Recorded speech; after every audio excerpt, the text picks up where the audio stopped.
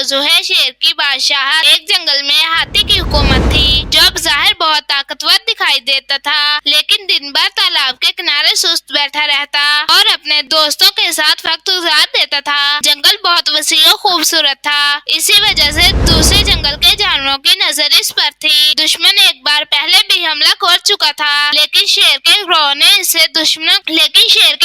دشمنوں کو مار بھگایا۔ ہاتھیوں کی لاپرواہی دیکھتے ہوئے دشمن ایک بار پھر حملے کی تیاریوں میں مصروف تھے۔ ہاتھی اس بات سے بالکل بے خبر تھے، لیکن شیروں کو اس بات کی جلد خبر ہو گئی اور شیروں نے خفیہ طور پر مقابلے کی تیاریاں شروع کر دی اور رات کو جا کر پہرا دینے لگے۔ شیر نے ایک دن ہاتھی اور تمام جانوروں کو اکٹھا کیا اور خطرے سے آگاہ کیا۔ یہ بات ہاتھیوں کو بری لگی، لیکن اس نے اپنا غصہ ضبط کر لیا کہ آخر شیر کہنا کیا چاہ رہا ہے۔ شیر نے کہا کہ پڑوسی جنگل کے جانور کسی بھی وقت ہم پر حملہ کر سکتے ہیں۔ یہ سن کر ہاتھی زور سے قہقہ لگانے لگا۔ ان کی دیکھا دیکھی گینڈے بھی ہنسنے لگے کہ ہم بھلا اتنے بڑے اور طاقتور ہیں اور وہ معمولی جانور بھلا ہمیں کیسے نقصان پہنچا سکتے ہیں۔ ہرن، بندر، خرگوش وغیرہ اپنے بچوں کی طرف سے پریشان تھے اور شیر کی بات سے اتفاق کرتے ہوئے کہا کہ سب جانوروں کی حفاظت کی ذمہ داری بادشاہ کی ہے، مگر ہاتھیوں نے یہ بات سنی انسنی کر دی۔ شیر کی باتوں میں سچائی تھی اور یہ سچائی ایک دن ہاتھیوں اور گینڈوں پر واضح ہو گئی۔ ایک رات دشمن جانور حملہ آور ہو گئے۔ دور سے دشمن کے قدموں کی آہٹ سن کر شیر خود بھی چوکنا ہو گئے اور دوسرے جانوروں کو بھی جگا دیا تاکہ وہ اپنی حفاظت کر سکے، لیکن ہاتھی اور گینڈے نیند کے مزے لے رہے تھے۔ پھر وہی ہوا جس کا ڈر تھا، دشمنوں نے سوئے ہوئے ہاتھیوں اور گینڈوں کو اپنا نشانہ بنایا، لیکن عین اسی وقت شیروں نے دشمنوں پر حملہ کر دیا کہ وہ کبھی سوچ بھی نہیں